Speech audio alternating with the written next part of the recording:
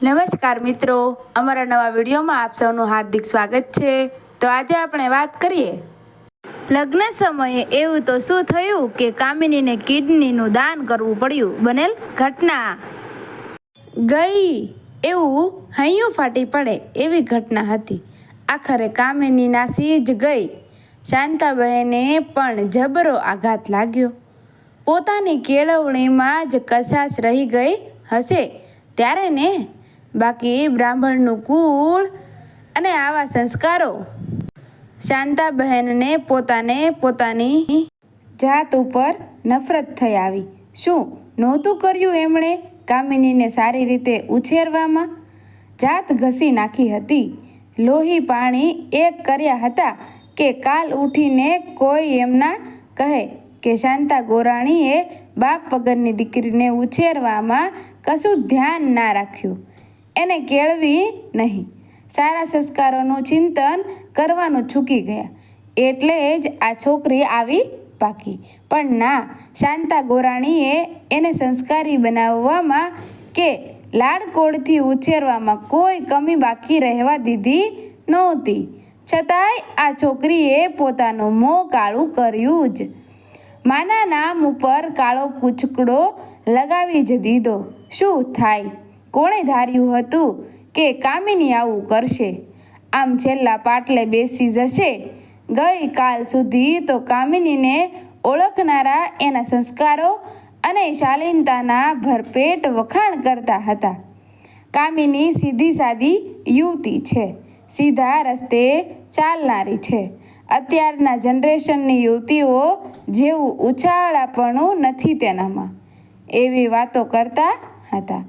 તે જ લોકો કામિનીના આ પગલાંથી મોંમાં આંગળા નાખી ગયા। કોઈએ સ્વપ્ને વિચાર્યું નહોતું કે કામિની આ રીતે નાસી જશે। આ પગલું ભરતા પહેલાં બીજા કોઈનો તો નહીં, પણ તેની માં શાંતા ગોરાણીનો પણ એને વિચાર ના આવ્યો।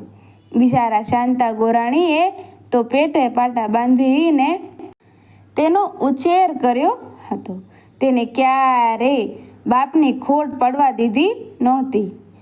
પાણી માંગે ત્યાં દૂધ હાજર કર્યું હતું। સંસ્કારો આપવામાં પણ તેમણે કોઈ કમી રાખી નહોતી। પોતે લોકોના ઘેર કપડાં, વાસણ અને કચરા પોતા કર્યા હતા, પણ ક્યારેય કામિનીને તકલીફ પડવા દીધી નહોતી।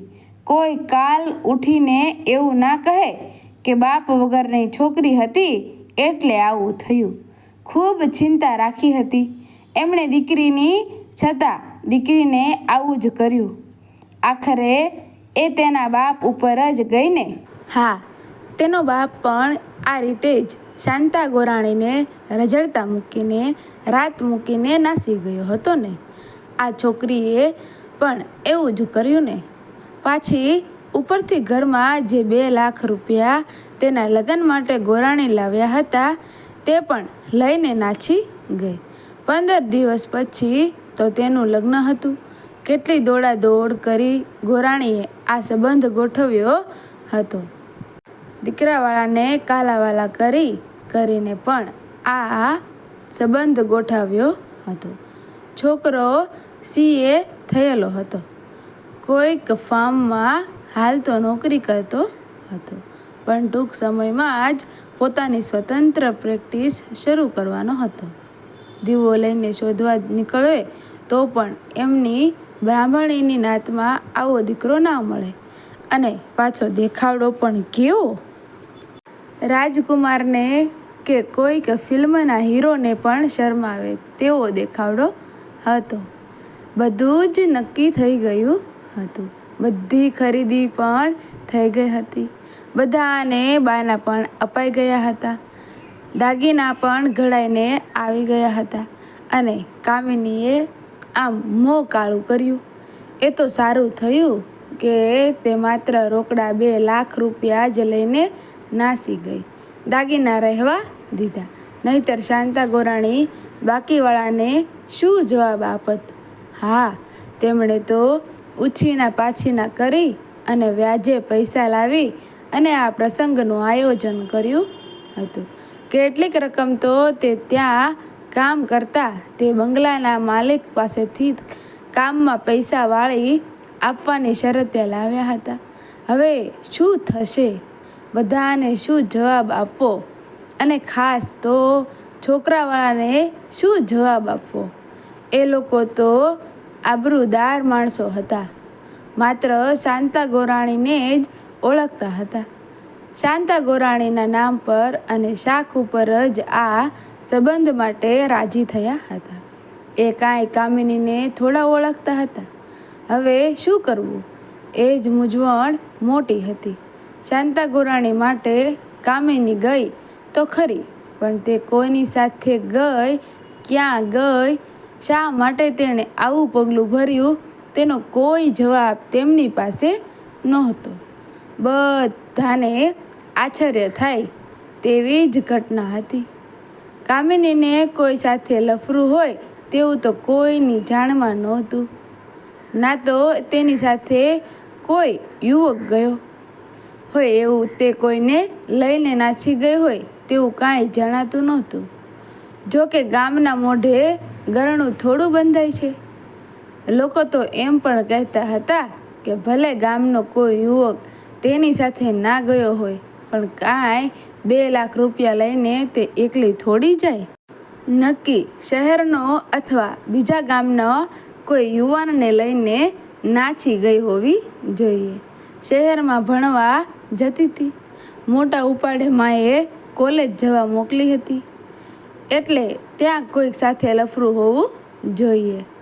બાકી આમ તો કેટલી સીધી સાદી લાગતી હતી. પણ ભાઈ, આ તો જમાનાના ખેલ છે. ક્યારેય મગજમાં પગ ફૂટે તેનું કાંઈ કહેવાય નહીં. બાકી કોઈ પણ યુવતી આમ 2 લાખ રૂપિયા લઈને રાત માથે લઈ ભાગી જાય એટલે દાળમાં કંઈક કાળું અવશ્ય હોય. એમને એમ તો કોઈ ના નાસી જાય. તેને ખબર હશે કે તેને જેની સાથે સંબંધ છે તેની સાથેના લગ્નને તેની માં ક્યારેય મંજૂરી નહીં આપે. તો જ તે આ પગલું ભરે ને. પણ એ નસીબદાર કોણ હશે? તેની શાંતા ગોરાણી કે બીજા કોઈને પણ ખબર નહોતી. બધા જ માત્ર હવામાં જ બાણ લગાવતા હતા. સૌથી મોટી મૂંઝવણ તો શાંતા ગોરાણીને થતી હતી. કામિનીનું તેનું મોત તો કાળું કરીને ગઈ, કુટુંબને બટ્ટો તો લગાડ્યો, પણ સાથે સાથે તેમના ઘડપણનો આધાર પણ છીનવી ગઈ. કેટલી બધી આશાઓ રાખી હતી તેમણે આ દીકરી પાસેથી. તેના બાપના ગયા પછી તે તો એકમાત્ર આધાર હતી તેમનો. તેના ઉછેર અને અભ્યાસ માટે તેમણે પોતાની જાત ઘસી નાખી હતી. આખી જિંદગી તેની પાછળ દાવ ઉપર લગાવી દીધી હતી. તેણે આ બદલો આપ્યો. સપને વિચાર્યું નહોતું કે તેમની લાડકવાઈ આ પગલું ભરશે. શાંતા ગોરાણીને તો હવે જાણે કે જીવનમાંથી રસ જ ઉઠી ગયો હતો. હવે જીવીને પણ શું કામ છે? કોના માટે જીવવાનું? આખો દિવસ તેમનો આવી ચિંતામાં જ વીત્યો. હવે શું? બસ એક જ પ્રશ્ન સતાવતો હતો તેમને. આખો દિવસ તેઓ અને તેમના ઓળખીતા પાળખીતા આમ તેમ ભટકતા રહ્યા, કામિનીની શોધમાં, અને પછી કંટાળી ગયા. રાતે 9 વાગ્યે શાંતા ગોરાણીના મોબાઈલ ઉપર કામિનીનો ફોન આવ્યો. મમ્મી, તું તાત્કાલિક નડિયાદ કિડની હોસ્પિટલમાં આવી જા. બીજી વધારે કોઈ વાત તેણે કરી નહીં અને ફોન મૂકી દીધો. શાંતા ગોરાણી ગભરાઈ ગયા. તે તરત જ બાજુવાળા રમાબા અને તેમના મોટા દીકરાને લઈ અને નડિયાદ જવા નીકળી ગયા. આખા રસ્તે તે ચિંતા કરતા રહ્યા કે મારી કામિનીને તો કાંઈ થયું નહીં હોય ને.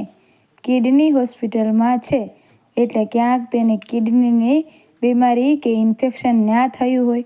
નક્કી એવું જ કંઈક થયું હોવું જોઈએ. એટલે જ તે 2 લાખ રૂપિયા લઈને નાઠી હતી. પણ એવું કંઈક હોય તો તેમાં માંથી છુપાવવાની શી જરૂર છે? માને કહી દીધું હોત તો તે તેની સાથે જાત ને. ચિંતામાં ને ચિંતામાં આખા રસ્તે શાંતા ગોરાણી બબડતા રહ્યા. અડધા થઈ ગયા. નડિયાદ હોસ્પિટલ પહોંચતા આવે જ શાંતા ગોરાણી દોડ્યા અને કામિનીને જે વોર્ડનું નામ આપ્યું હતું તે વોર્ડ તરફ ગયા. વોર્ડમાં પહોંચીને તેણે જોયું તો એક આધેડ ઉંમરનો પુરુષ પલંગમાં પડ્યો હતો. દાઢી વધી ગયેલી હતી અને માથે પણ મોટી ચોટલી હતી. શાંતા ગોરાણીને જોઈ અને તેણે તેમના તરફ 2 હાથ જોડ્યા. કામિની બોલી, મમ્મી, આમને ઓળખે છે? શાંતા ગોરાણી ઘડીભર તો અપલક નયને તેમના તરફ તાકી રહ્યા. માથાના વધેલા વાળ, વધેલી દાઢી, સૂચી આંખો, ચહેરો ક્યાંક જોયેલો હોય એમ એને લાગતું હતું. પણ ના, એ તો ક્યાંથી હોય?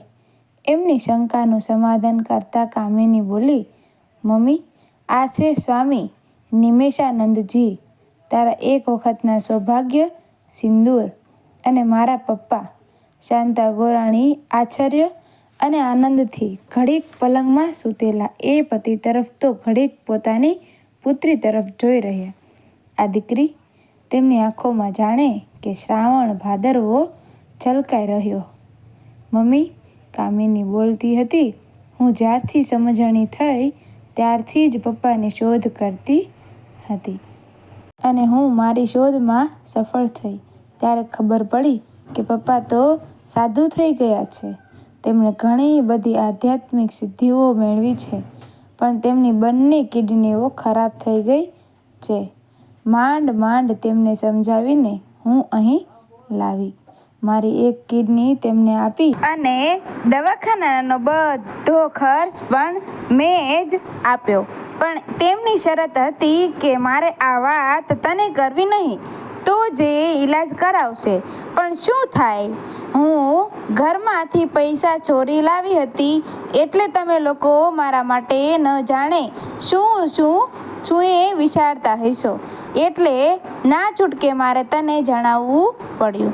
શાંતા ગોરાણી અને તેમની સાથે આવેલા રમાબા તથા તેમનો દીકરો તેમજ આજુબાજુના પલંગવાળા પણ કામિની તરફ જોઈ રહ્યા અને પલંગમાં સૂતેલા સ્વામી નિમેષાનંદ તો મનોમન બબડતા હતા કે દીકરી એટલે દીકરી, બાકીના બધા ઠીકરી.